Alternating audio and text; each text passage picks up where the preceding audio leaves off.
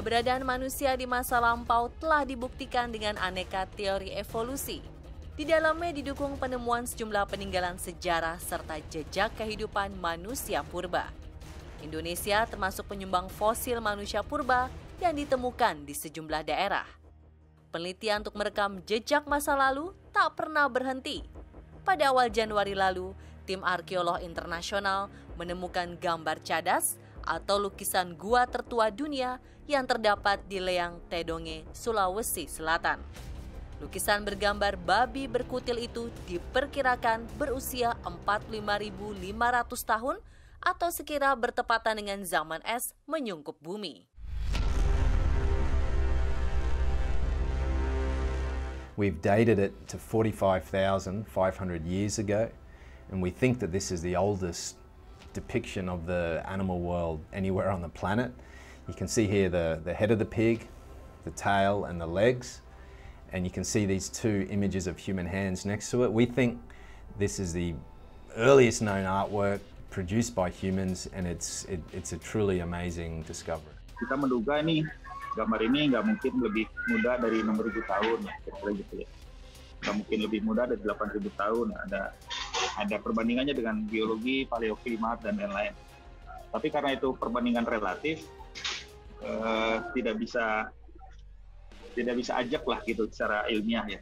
Lalu kita ada teman-teman dari Australia mengadakan penelitian 2014 ya, bareng-bareng Adi, bareng-bareng saya untuk meneliti namanya direct dating itu. Jadi meneliti langsung umur gambar pada batuannya ya. Selebritas yang on the weekend siang ini menyigi lebih dalam serta melihat lagi penemuan ini dan penemuan-penemuan sebelumnya sebagai bukti jejak sejarah serta atas nama sumbangan Indonesia terhadap peradaban dunia.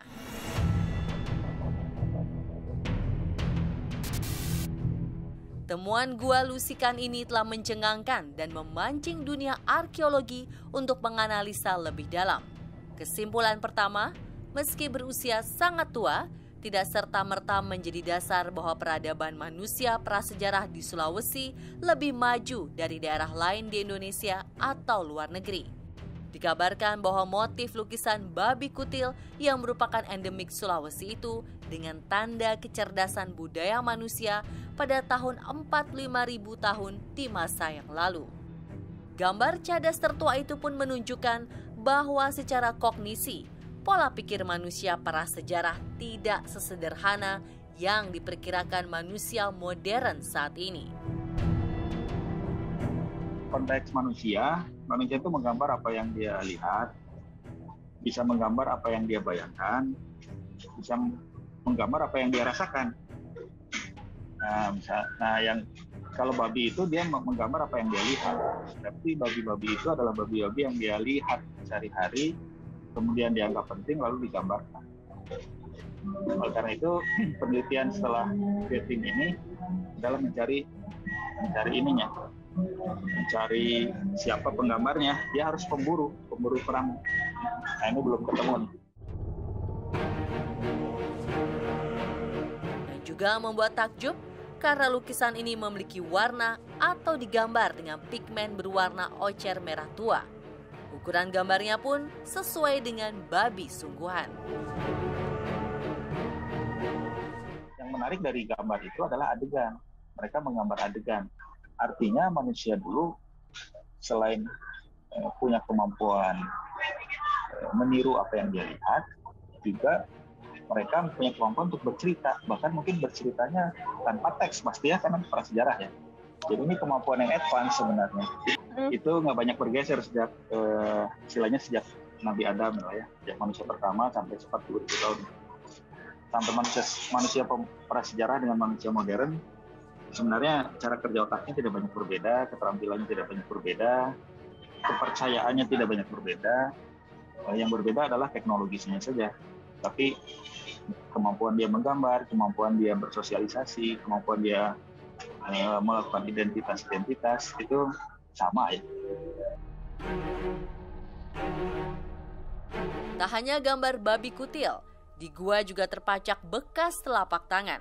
Sehingga ada yang mengaitkan kalau lukisan gambar babi hutan peninggalan prasejarah yang ada di Gua Leang Tedonge itu masih menyatu dalam aparan Sunda atau disebut Sundaland.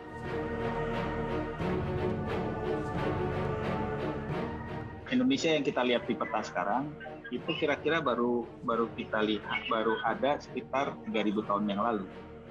Peta yang kita lihat sekarang itu, peta 6.000 tahun yang lalu berbeda bentuknya.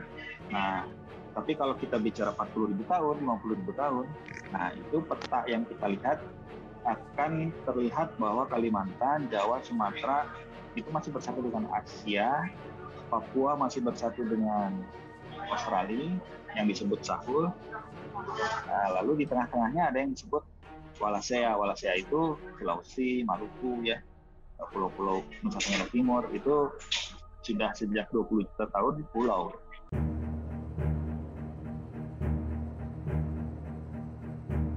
Gua lukisan di Leang Tedonge menjadi temuan penting ketiga setelah sebelumnya tahun 2014 dan 2019.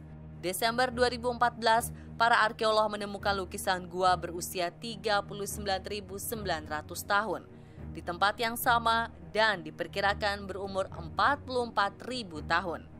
Lukisan waktu itu memperlihatkan seekor anoa sedang diburu sekelompok figur setengah manusia dan setengah hewan dengan tombak dan tali. Beberapa peneliti memperkirakan lukisan purba kala ini adalah kisah terekam paling tua di dunia.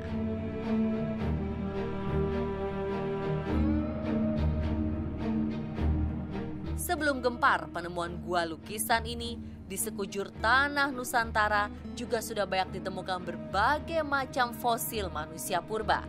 Yang paling legendaris tentu saja Meganthropus paleojavanicus, Pithecanthropus mojokertensis, Pithecanthropus erectus, Pithecanthropus soloensis, Homo wajakensis, Homo floresiensis, Homo soloensis, dan Homo sapiens. Fosil manusia purba ini ditemukan tahun 1936 hingga 1941 di daerah Sangiran sepanjang aliran Bengawan Solo, Jawa Tengah melalui ekspedisi para arkeolog yang dipimpin G.H.R. von Koenigswald. Pada tahun 2015, kerangka manusia purba berjenis kelamin perempuan juga ditemukan di Sulawesi Selatan. Nah, yang menarik memang penemuan tahun 2015 ya.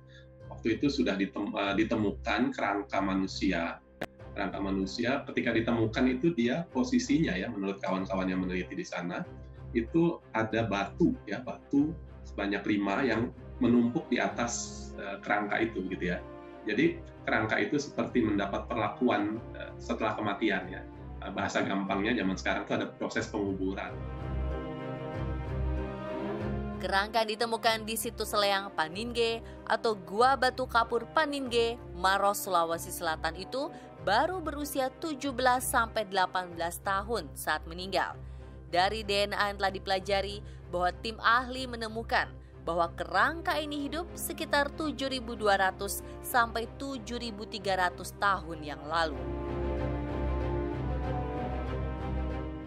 Ya, nah, jadi ditumpuk batu dan sebelum ditumpuk batu posisi kerangka dan tengkoraknya itu disusun sedemikian rupa seperti terlipat ya, tangannya terlipat, kakinya terlipat, pinggulnya juga agak ditekuk sehingga posisinya seperti mirip bayi ya, bayi dalam rahim ya. Jadi ini proses penguburan yang kemudian di periode-periode berikutnya juga digunakan ya. Nah, proses penguburan di dalam gua ini terjadi pada ditemukan tahun 2015, kemudian dengan sangat hati-hati diangkat ya, diambil sampelnya tahun 2018 untuk dites DNA-nya. Ya. Nah, jadi ada penemuan-penemuan sebelum itu tetapi tidak berhasil ya, belum dilakukan tes DNA. Nah, baru sekarang berhasil memperoleh temuan yang menurut saya sangat spektakuler ya.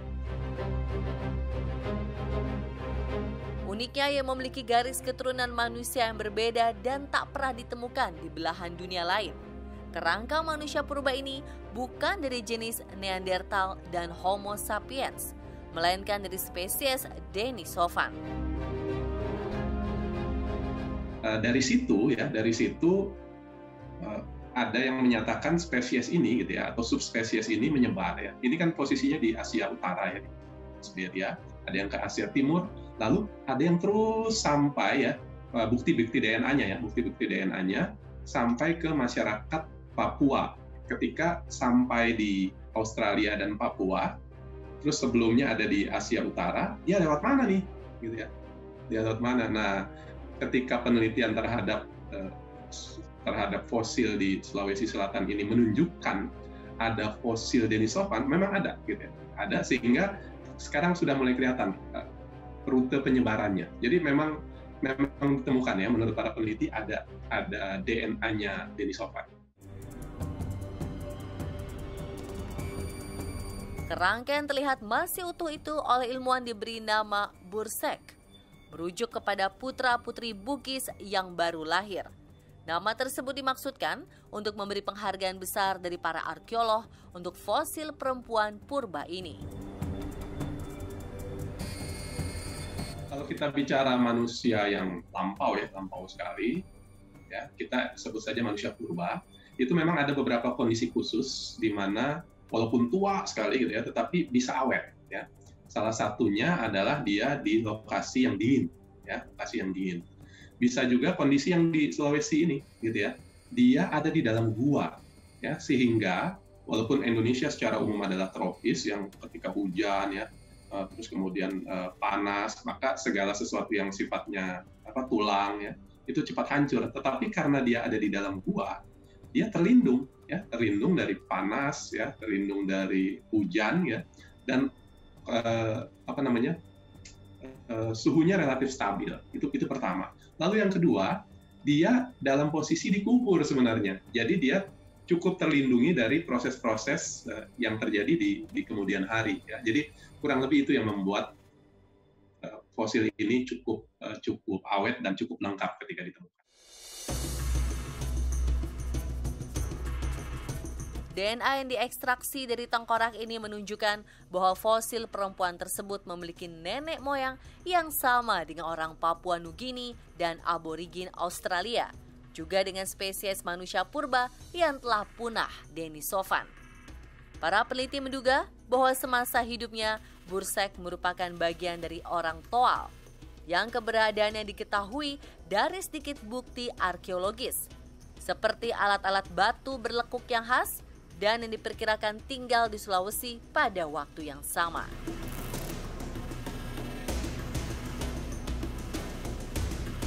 Penemuan-penemuan ini telah membangkitkan keyakinan kalau di Nusantara lama telah hidup peradaban, yang tidak saja menambah panjang bukti sejarah kehidupan manusia zaman dahulu, juga sebagai sumbangan Indonesia terhadap ilmu pengetahuan dunia.